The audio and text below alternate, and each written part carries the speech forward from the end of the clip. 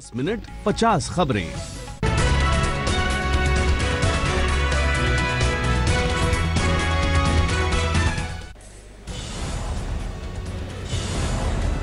भोपाल की central jail से 8 आतंकी फरार। देर रात हेड कांस्टेबल की हत्या कर भागे आतंकी। सेंट्रल जेल से जुड़े 5 अफसर हुए निलंबित।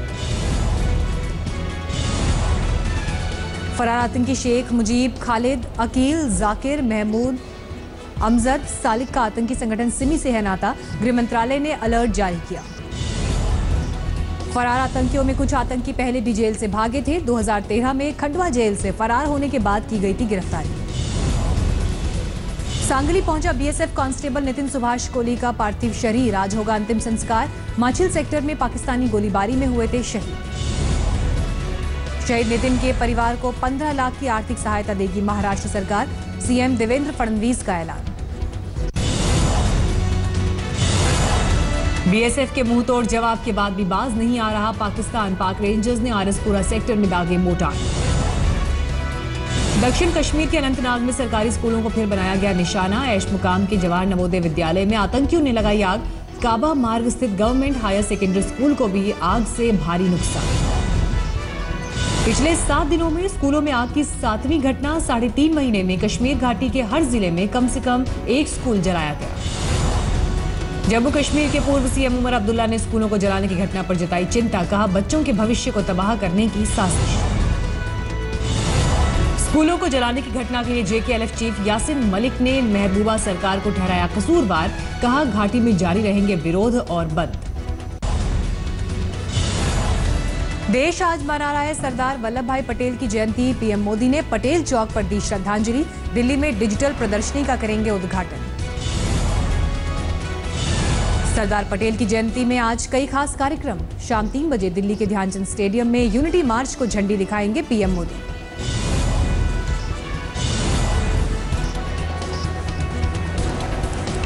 आज पूर्व प्रधानमंत्री इंदिरा गांधी को याद कर रहा है देश। राहुल गांधी ने इंदिरा गांधी मेमोरियल जाकर श्रद्धा सुमन अर्पित किए।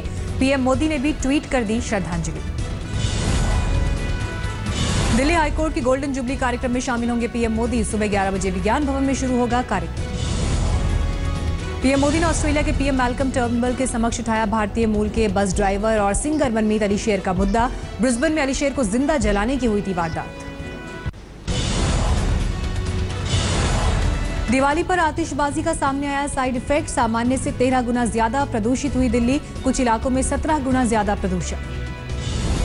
रात 10 बजे प्रदूषण में टॉप पर था आरकेपुरम इलाका। 4273 माइक्रोन तक पहुंचा PM10 का स्तर। मानक से 42 गुना ज्यादा प्रदूषण। PM10 के स्तर पर आनंद विहार दूसरे नंबर पर रहा। पंजाबी बाग तीसरा सबसे प्रदूषित इलाका। दिवाली में आतिशबाजी के प्रदूषण से मुंबई की सांसें भी उखड़ी। वडाला और मरीन ड्राइव इलाके में बढ़ा प्रदूषण का स्तर। बेंगलौर में भी पटाखों के धुएं से परेशान नजर आए लोग। आज सामने आएगा प्रदूषण का फाइनल आंकड़ा। मुंबई के गिरगांव में 3 मंजिला मेहता मेंशन में आग से खलबली। काफी मशक्कत के बाद आग पर पाया गया काबू।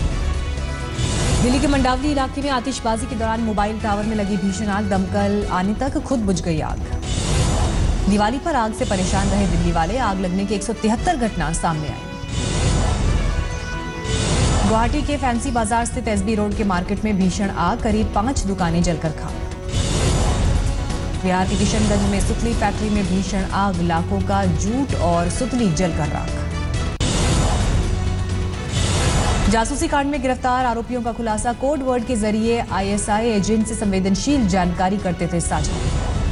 क्राइम ब्रांच ने शनिवार को एसपी के राज्यसभा सांसद मुनव्वल सलीम के मैनेजर फरहत को किया था गिरफ्तार। कुछ और गिरफ्तारियों के संकेत। दिल्ली पुलिस के स्पेशल सेल में तैनात हुए हेड कांस्टेबल ज्ञानेंद्र राठी ने की खुदकुशी। अपनी सर्विस रिवॉल्वर से खुद को मारी गोली।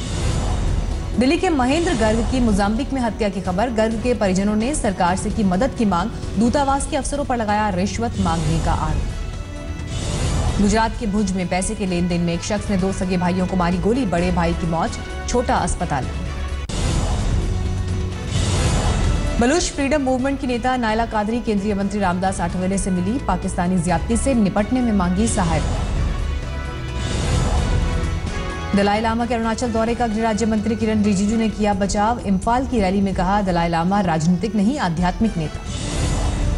छत्तीसगढ़ में 1 नवंबर को कांग्रेस करेगी जेल भरो आंदोलन। बस्तर में कथित फर्जी एनकाउंटर की न्यायिक जांच समेत 20 सूत्रीय मांगों को लेकर प्रदर्शन। कानपुर में बिल न देने वालों के खिलाफ बिजली विभाग का नया हथकंडा। शहर भर में लगाए बकायादारों के पोस्टर।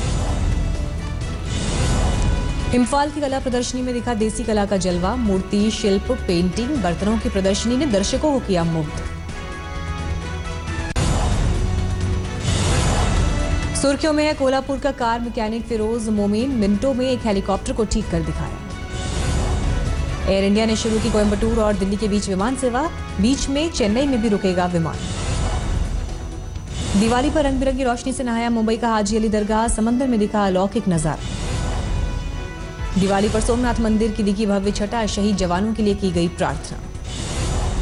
जूनागढ़ के गिर सेंचुरी में पसरा मातम। राम नाम के सबसे बुजुर्ग शेर की मौत। भारत ने जीती एशियन चैंपियंस ट्रॉफी।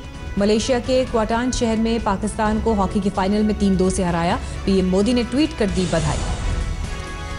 दूसरे टेस्ट में 108 रन से नाटकीय जीत दर्ज कर बांग्लादेश ने 1-1 से सीरीज की बराबर। दूसरी पारी में 164 रन पर सिमट गई इंग्लिश टीम। जिम्बाब्वे के खिलाफ पहले टेस्ट में श्रीलंका ने पहली पारी में खड़ा किया 537 रन का स्कोर। दूसरे दिन जिम्बाब्वे का स्कोर 1 विकेट पर 88। शारजाह में गैब्रियल और विशु ने पाक पारी पर लगाई लगाम। तीसरे टेस्ट के पहले दिन पाकिस्तान का स्कोर 8 विकेट पर 255।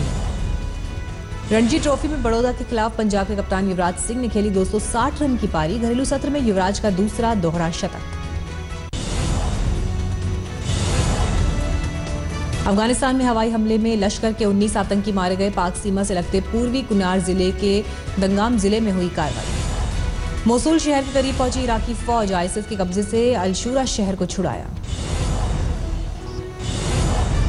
पश्चिमी अलेप्पो में सीरिया की सरकारी फौज और बागियों में जबरदस्त लड़ाई। फौज ने बागियों के कब्जे वाले इलाके पर की बमबारी। 6.6 तीव्रता के भूकंप से दहला इटली। रोम से वेनिस तक महसूस किए गए झटके। किसी नुकसान की खबर नहीं। चीन के लियाओचेंग शहर में एक बच्चे का सनसनीखेज रेस्क्यू ऑपरेशन। तीसरी मंजिल की खिड़की से लटक गया था बच्चा।